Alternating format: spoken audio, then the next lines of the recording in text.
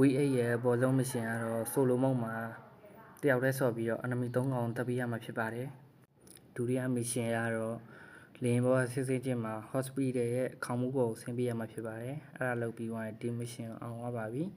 တတိယမရှင်ကတော့ဘယ်ခန်းအောင်မစုံငါးဘွက်ဆော့ပေးရပါမယ်ဟုတ်ကဟာတော့ဂိမ်းထဲမှာ60မိနစ်နေပြီးရနေပြီးပါပြီနောက်တစ်ခုကတော့ boss action ပုံစံနဲ့ enemy 3 ကောင်တပ်ပေးရတဲ့အဲ့မရှင်အောင်သွားပါပြီနောက်တစ်ခုကတော့ကြိုက်တဲ့ကားစီးပြီးတော့မီတာ3000ထပ်သွားပေးရပါမယ်အဲဒါဆိုအဲ့မရှင်အောင်အောင်မှာဖြစ်ပါတယ်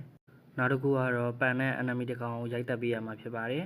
နောက်တစ်ခုကတော့ကြိုက်တဲ့ခန်းဆော့ပါရှစ်ပွဲပြအောင်ဆော့ပေးရပါမယ်နောက်တစ်ခုကတော့ acid acid တနက်ရှော့ကန်တနက်ပေါ့ဟိုကြီး2000ပါတဲ့တနက်အဲ့တနက်နဲ့ enemy 2ကောင်တက်ပေးရမှာဖြစ်ပါတယ်နောက်တစ်ခုကတော့ V8 မှာဂိမ်းထဲကို3ရက်တီလုံးဝင်ပေးရမှာဖြစ်ပါတယ်နောက်တစ်ခုကတော့ချိုရည်ဘူးအဝါရောင်ဘူးလေးတစ်ဘူးတောက်ပေးရတဲ့အမစ်ရှင်အောင်ပါပြီနောက်တစ်ခုကတော့ level 2ကြီးကအင်ဂျီတစ်ချိန်ကောက်ပေးရပါမယ်